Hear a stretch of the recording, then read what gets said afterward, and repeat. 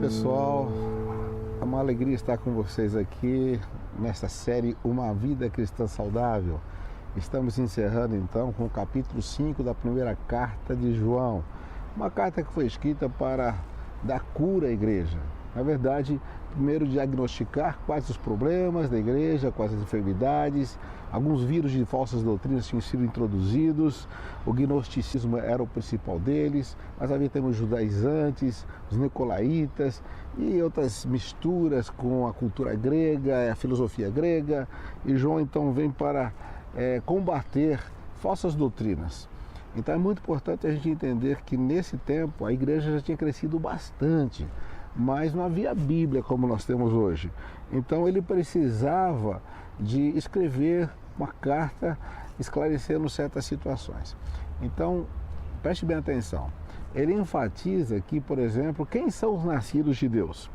Logo no capítulo 2, versículo 29 da primeira carta de João, ele diz aqui: todo aquele que pratica a justiça é nascido de Deus. Por que ele fala isso? Porque os gnósticos diziam assim: olha, a carne sempre é ruim, mas o espírito é bom. Mas não importa o que você faz com a carne, não vai afetar o espírito. Então assim levava as pessoas a uma vida depravada, uma vida sem santidade, mas também despreocupados, porque falava assim, o espírito não vai ser afetado.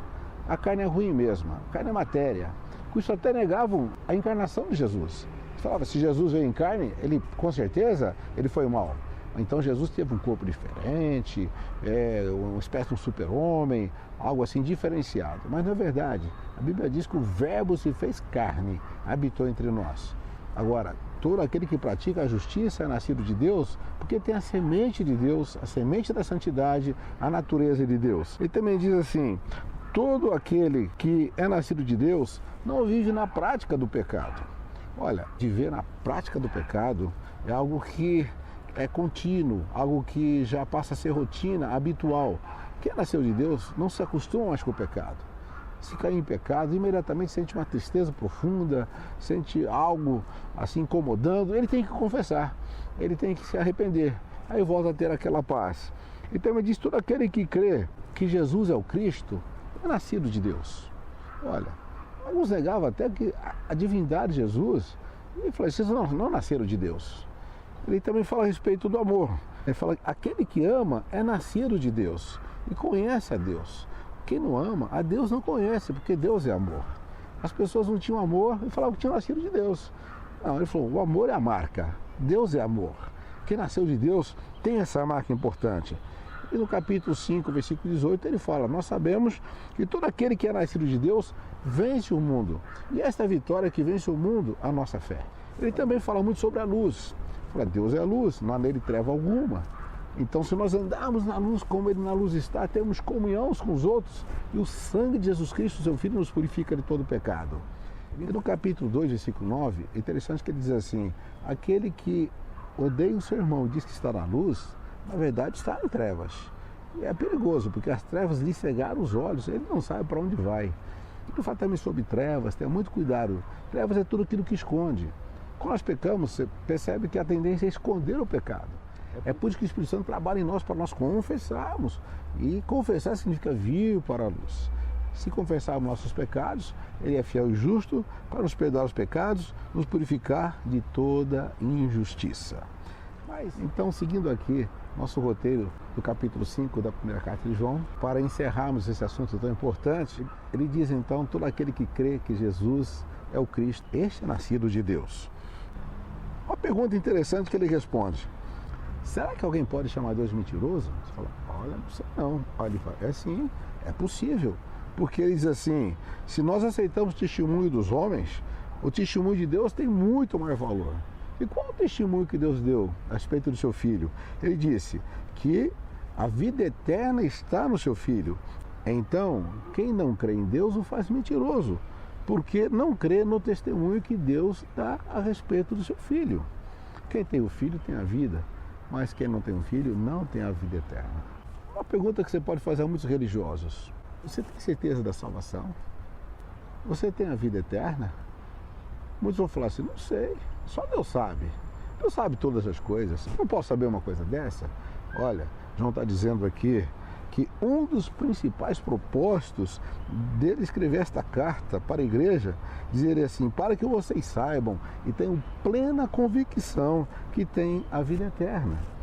Está no versículo 13 do capítulo 5, escrevi-lhes estas coisas a vocês que creem no nome do Filho de Deus, para que vocês saibam que tem a vida eterna. Amém? Outra pergunta que fica no ar, é possível saber se as nossas orações são respondidas? As pessoas falam, não sei, eu fico orando, não sei, às vezes Deus responde, às vezes não. Ele fala, é possível você saber sim. E ele coloca aqui no versículo 14, esta é a confiança que temos ao nos aproximarmos de Deus, que se pedirmos alguma coisa segundo a sua vontade, Ele nos ouve. Mas como você pode saber qual é a vontade de Deus? Através da sua palavra. Ele se revela aqui, é que você sabe como agradá-lo, qual a vontade dele.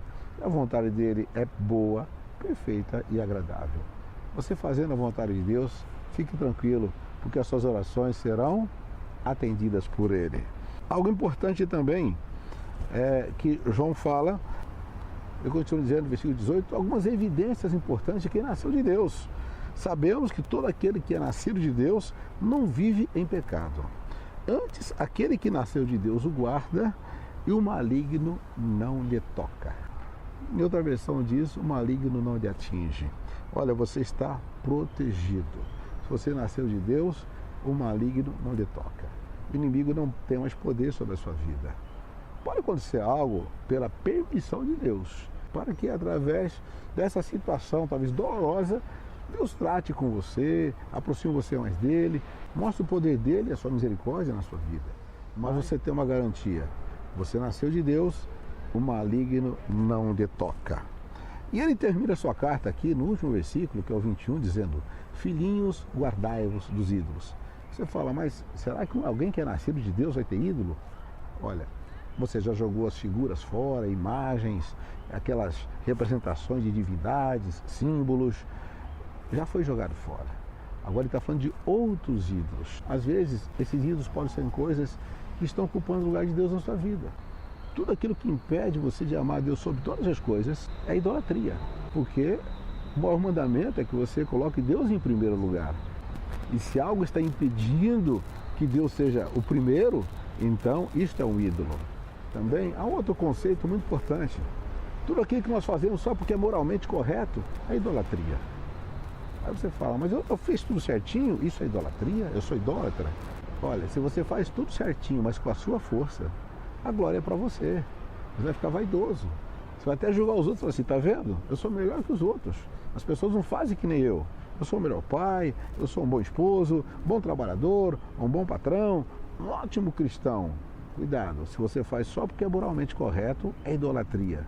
Agora, quando você faz pela graça de Deus, que é a força que Ele lhe dá, quando você faz para a glória de Deus, que deve ser o objetivo único da nossa vida, aí já não há mais idolatria. Pelo contrário, Deus é glorificado em sua vida e você vive plenamente para a glória de Deus.